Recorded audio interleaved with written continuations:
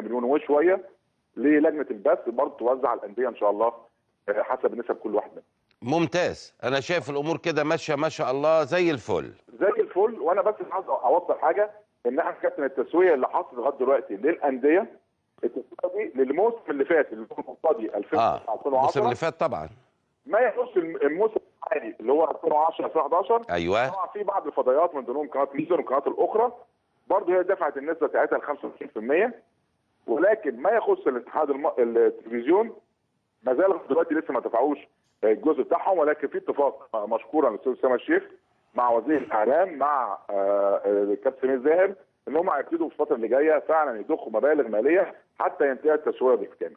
فاحنا شايفين ان الامور في السنه، يعني انا كده كمحمد كرئيس نادي الاتحاد عرفت نادي الاتحاد ليه ايه وعليه ايه، وده مهم جدا، وده اللي ده بالنسبه لنا هو ده المكسب، ان انا عارف ان انا حاطط في خطتي يعني انا فاضل لي مثلا على موسم 2009 2010 10 قروش، الموسم الجاي على ليا 15 قرش.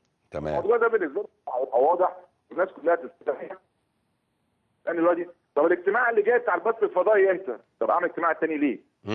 يعني ايه المناسبه ان احنا ندعي لاجتماع اخر مع انا هقول لحضرتك يا محمد بيه من وجهه نظري، واحنا دايما ما شاء الله بنتشاور على الهواء والافكار بفضل الله بتطلع مثمره. من المفترض ان حضراتكم تبتدوا تجتمعوا عشان تعملوا عقود للمواسم القادمه، ما تستنوش للاخر والدنيا تتعطل وخصومات تحصل والكلام اللي حضرتك عارفه. 10 كلامك كده.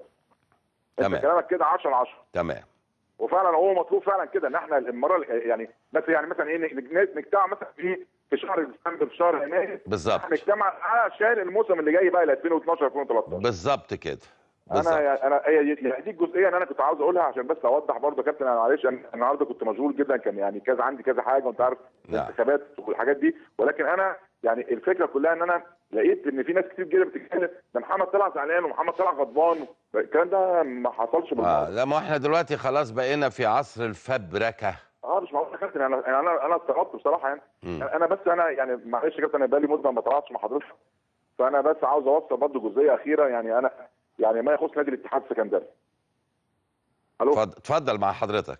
ما يخص نادي الاتحاد السكندري يعني نادي الاتحاد طبعا الناس قلقانه وعندها حق انها تقلق على نادي الاتحاد وكده، واحنا لكن احنا يعني في كلام على موضوع كابرال، في كلام على موضوع هاني سليمان، في كلام على الكابتن على محمود شاكر. انا بس عايز اوصل نقطه وما يخص محمود شاكر عشان الاثنين دول لعيبه اللي اتقال عليهم انهم هيمضوا في انديه اخرى. هاني سليمان متعاقد مع نادي الاتحاد في عقد ينتهي بعد 3 سنين. طيب خلاص. هاني سليمان حتى لو في بعض المستوى محظوظ في بعض المباريات، ولكن هو برضه من الناس اللي شارك فرقه نادي الاتحاد في مواقف كثيره جدا. تمام. قبل كده كان في منتخب مصر. هاني سليمان ما ينفعش نقول يلا بينا نمشي ماشي هاني سليمان موجود في نادي الاتحاد ومتعاقد في نادي الاتحاد. اتقال ان راح نادي الزمالك ونادي الزمالك بيتكلموا. عماد مندوب مشكورا من 3 ايام كلمني تليفونيا مساء لما لقى ان في كلام في الجرايد ان مندوب كلمه. كابتن عماد مندوب من احترامه قال لي الكلام ده ما حصلش وما حصلش اي فتحه في نادي الاتحاد بخصوص هاني سليمان. دي جزئيه. تمام. محمود شاكر والده كابتن شاكر كان كلمني من 3-4 ايام، والراجل كان طبعا يعني عشان مشغول في الفرقه وكده. وهو محمود شاكر حابب ان والده يكون متواجد معاه في اي تعاقد مع الاتحاد. محمود له عندنا 60,000 جنيه بخصوص ضرائب وحاجه زي كده اتفقت ان انا اديها له، وهو هيوقع معانا لموسم اخر ان شاء الله اللي هو ينتهي في الموسم اللي جاي. يعني هو برضه هيوقع. محمود شاكر حابب انه يوقع. ما يخص مارك مبار الكاميروني النادي الاتحاد يعني ظهر بمستوى طيب جدا.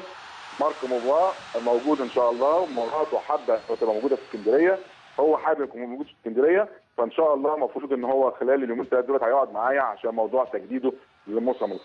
جميل. انا عاوز اطمن نادي الاتحاد على الفرقه. نادي الاتحاد حتى لو عنده 9 نقاط دلوقتي، نادي الاتحاد عنده ماتشات صعبه ولكن نادي الاتحاد ان شاء الله يلم اوراقه وجماهير نادي الاتحاد تقف جنبه.